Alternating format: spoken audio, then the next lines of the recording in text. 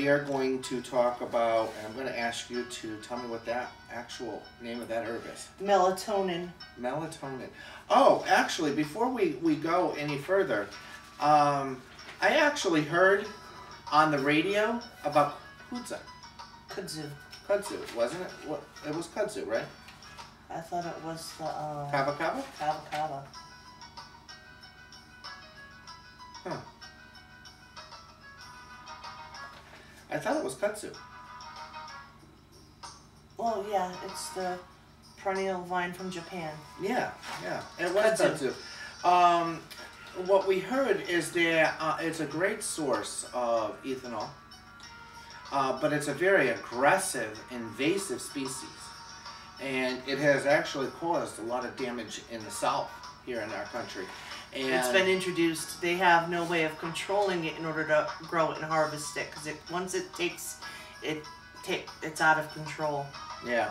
One of the things that they said that it does not only grow rapidly on the ground, its root systems grow parallel to the ground surface and suffocates everything else in it. So, and then pops up that way. So it's actually killing all the other roots, all the indigenous species. Almost like a strawberry?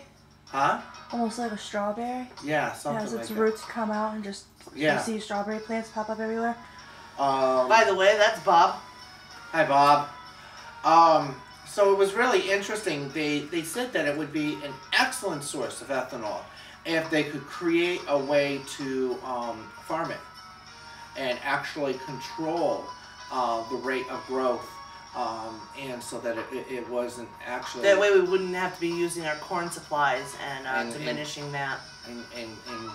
The corn prices have gone up, and the food supplies have gone down, and it hasn't really affected us in the United States, but third world nations that rely on the rice and corn supplies of the world. It's really quite a miraculous plant. I'm not sure exactly which episode we read this to you in, but it says it helps normalize blood pressure. It has 100 times the antioxidant activity of vitamin E. Purerin also helps prevent heart disease and cancer. Antioxidants are substances that neutralize cell-damaging oxygen molecules known as free radicals. Yeah. What I always look for is I look for signs, and it's good for a hangover too. I just find it very interesting that one week we talk about kudzu, and then and I've never heard of it before, and then the next week I'm hearing a big news article on the dangers and the benefits of kudzu, and it could actually help us not only biologically, but it could get us off.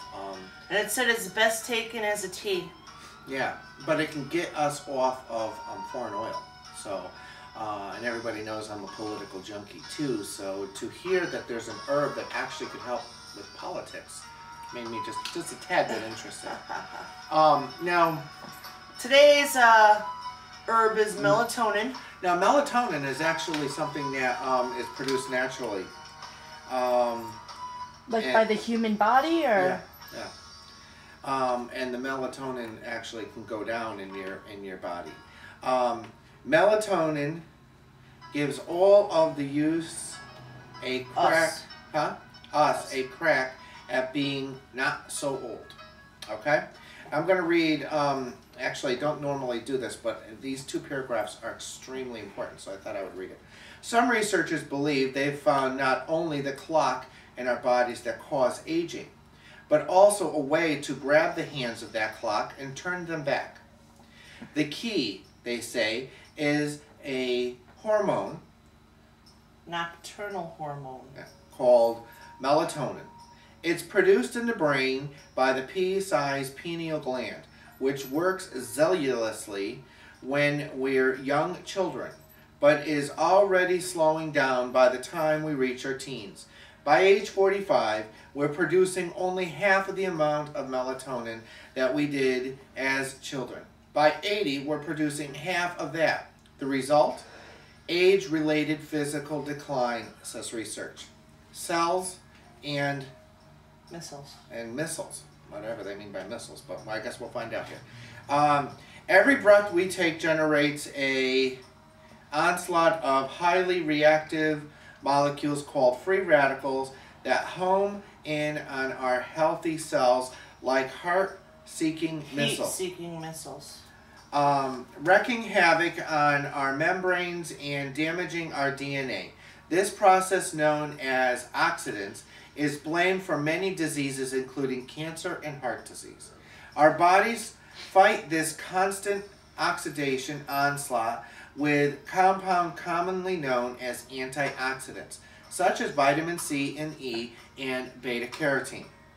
And now some researchers believe that melatonin is the Sherman tank of antioxidants, because while most antioxidants are limited to protecting just a certain cell in certain parts of the body, the melatonin can go anywhere.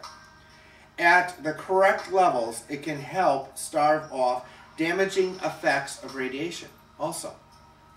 Rockabye melatonin will probably replace sleeping pills and sleeping pills and sheep as safe, effective treatments of sleep problems. Okay, so melatonin also helps with sleep-related issues. Melatonin is very good for jet lag because it can readjust your internal body clock. Because melatonin is not technically a drug, it isn't subject to strict FDA regulations. If you consider yourself a candidate for melatonin, it is best to check with your doctor, and small doses are sufficient, says the experts.